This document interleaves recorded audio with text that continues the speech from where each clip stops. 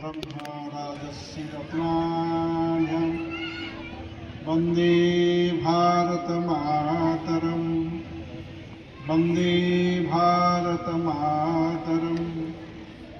रामो राजमणिः सदा विजयते रामं रमेशं भजे।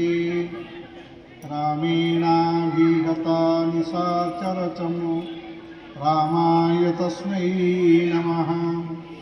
रामान्नास्ति परायणं परतरं रामस्य दासोऽस्म्यहं। रामे सदा चित्तलया भवतु मे भो राम मम उद्धर। आज नियाली खंडर हिंदू सम्मेलन अवसर रे मंचरे उपस्थित थिबा अतिथि अधिकारीगण एवं सम्मुखरे बसी हिंदू भाई माने माँ माने कुनी कुनी पिला समस्त को यही सम्मेलन अवसर रे स्वागत जनाऊँगी प्रणाम जनाऊँ। आमे एभली एक भूखंड एभली एक देश एभली एक राष्ट्र जन्म नहीं जहाँ समग्र पृथ्वी रे विरल राष्ट्र एवं एपरी एक प्रदेश जन्म नहीं ताहा मध्य विरल प्रदेश। आमर कपिल संहिता कहुई पृथिव्यां भारतम श्रेष्ठम श्रेष्ठम भारते चोत्कल स्मृत उत्कलस्य समो देश क्वापि नास्ति महितल। यार अर्थ है समग्र पृथ्वी रे भारत होची श्रेष्ठ एवं भारत वर्ष जेते राज्य अच्छी उत्कल होची श्रेष्ठ। आम राज्य ना उत्कल ये जे उत्कृष्टा कला जस्मिन तत् उत्कलम।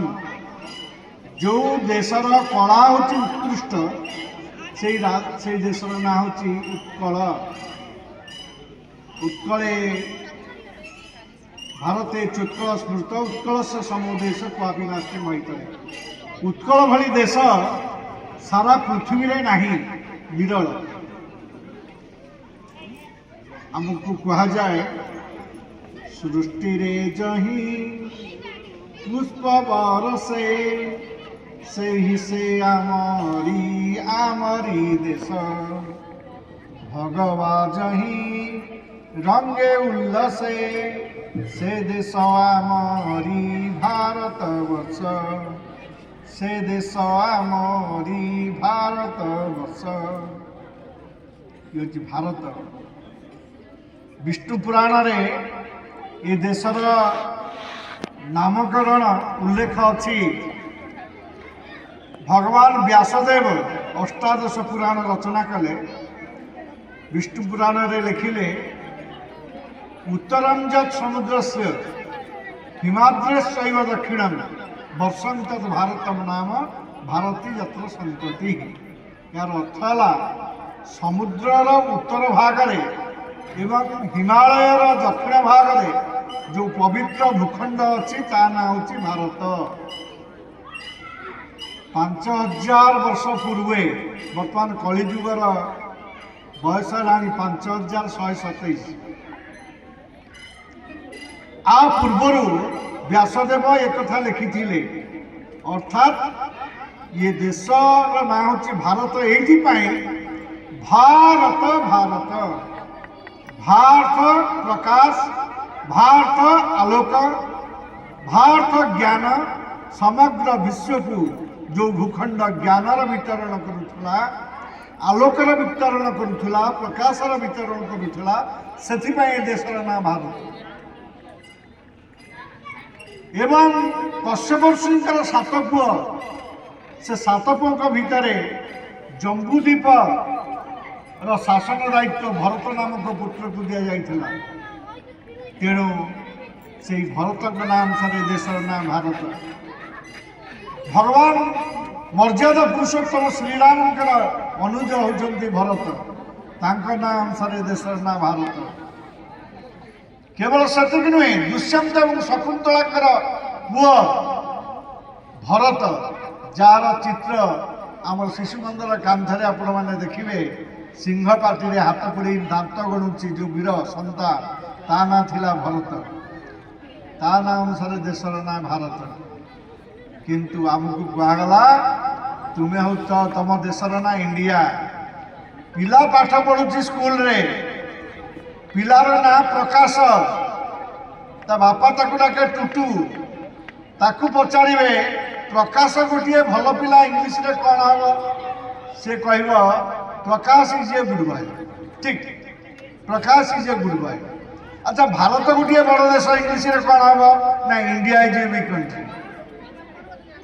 तेरे भारतर नाटा इंडिया हो गला माने भारत ओडिया रे इंग्लीश रे इंडिया कौन सी प्रॉपर ना चेंज करा जाई परिबो नाही। जो भाषा रे आपण कहंतु नियाळी दीर्घईकार हसईकार नुहे महाप्रभु माधव पाखे जो सुभाषित पुष्प लगी हुए से फूलर ना होची नियाळी।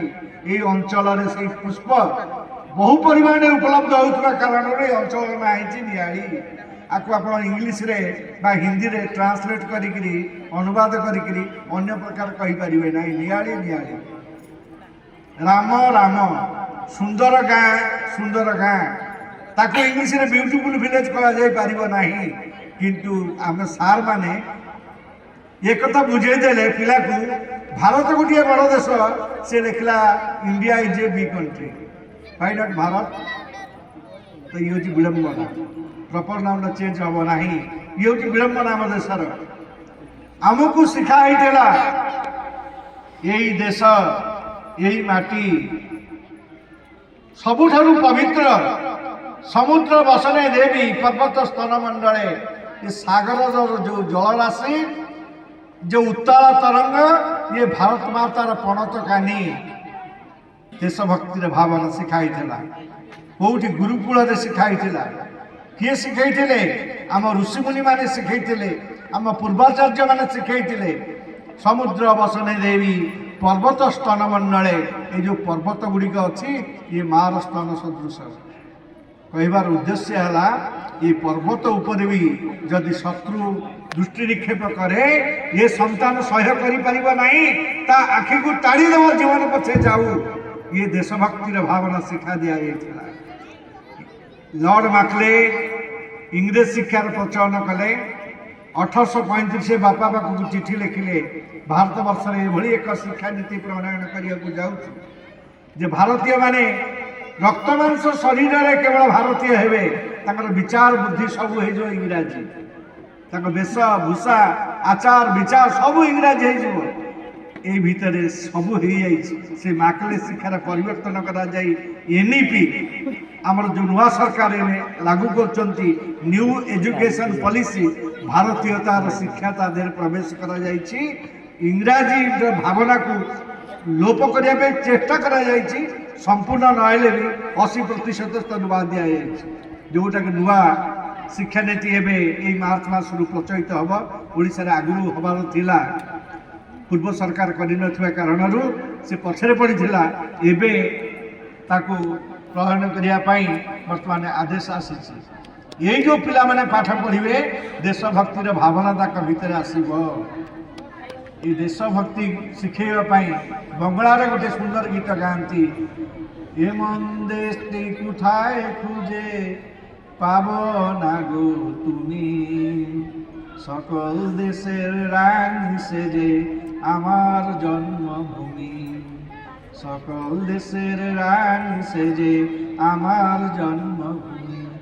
ये जो भावना पिला भितर राष्ट्रभक्तिर भावना सृष्टि करने कथा हो पारा ना जो एड़े बड़ भारत वर्ष धनधान्यर अभाव नाला किसी अभाव नाला किंतु पराधीन हो गला। मुझे कॉलेज को जाइली युवा सम्मेलन अवसर में पचारि पिला माने गोटे प्रश्न पचारि कह देश केवे स्वाधीन है से पिला माने बहुत संख्या हाथ टेकिले कहले 1947 मसीहा अगस्त मास 15 तारिख है। धन्यवाद।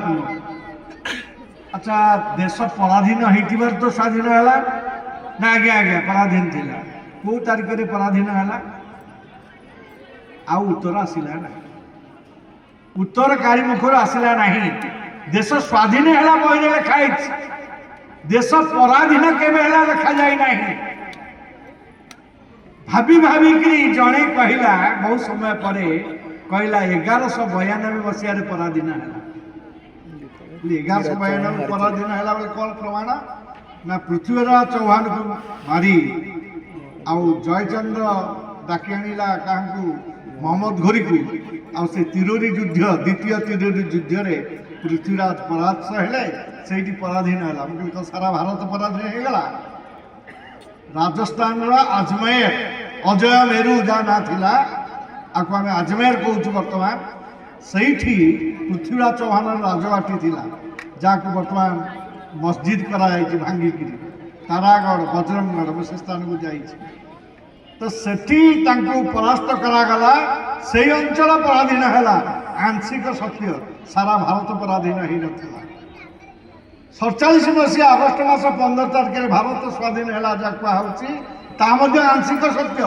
बही लिखाई न लिखिले फेल हम पिला तेणु से लिखुची मु प्रश्न करी से अगस्ट 15 तारिख काश्मीर पर स्वाधीन होता हैदराबाद स्वाधीन होता गणराज्य राज्य स्वाधीन होता 48 मसीह सरदार वल्लभ भाई पटेल चेष्टार एवं परम पूजनीय आमर माधव सदाशिव गोलवालकर चेष्टार गोवा काश्मीर हैदराबाद अनेक गणजात ये सब स्वाधीन है भारत सागर विलय है से अगस्ट 15 तारिख